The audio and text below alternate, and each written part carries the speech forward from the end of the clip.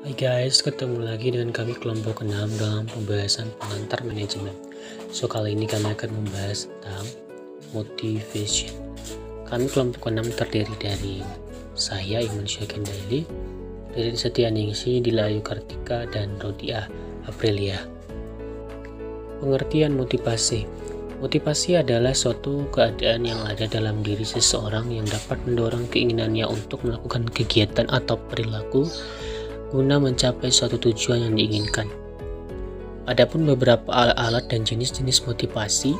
Yang pertama, material intensif adalah alat motivasi yang diberikan berupa uang dan atau barang yang mempunyai nilai pasar. Jadi memberikan kebutuhan ekonomi, contohnya kendaraan, rumah, dan lain sebagainya. Yang kedua ada non-material intensif, yaitu alat motivasi yang diberikan berupa barang atau benda yang tidak ternilai. Contohnya medali, piagam, bintang jasa, dan lain-lain. Dan yang ketiga adalah kombinasi material dan non-material intensif, yaitu alat motivasi yang diberikan berupa material uang dan barang dan non-material berupa medali dan piagam. Jadi memenuhi kebutuhan ekonomis dan kepuasan atau kebanggaan rohani.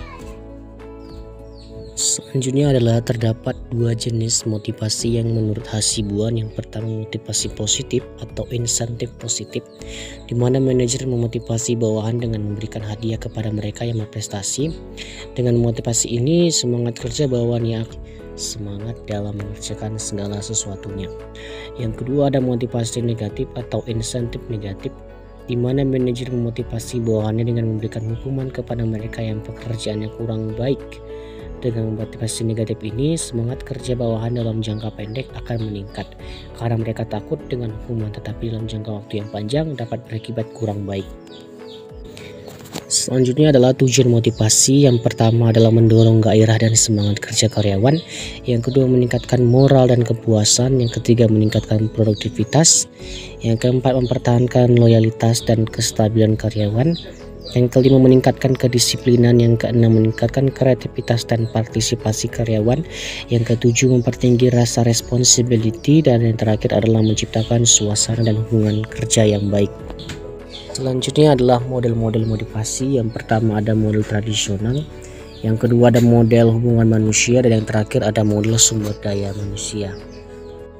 Berikutnya adalah proses motivasi. Yang pertama tujuan, yang kedua mengetahui kepentingan, yang ketiga komunikasi efektif, yang keempat integrasi tujuan, yang kelima fasilitas, dan yang terakhir adalah teamwork atau kerja kelompok.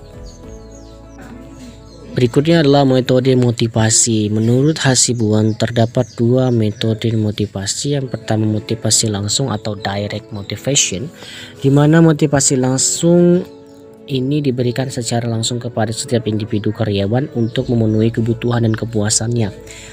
Misalnya penghargaan, pengakuan, liburan, hadiah, atau layanan bintang. Berikutnya ada motivasi tidak langsung atau indirect motivation.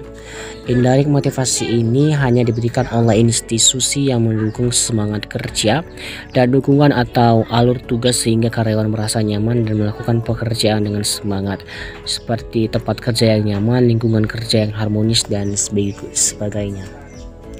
Demikianlah presentasi kami hari ini. Mohon maaf jika terdapat ada kesalahan kata dalam penyampaian materi.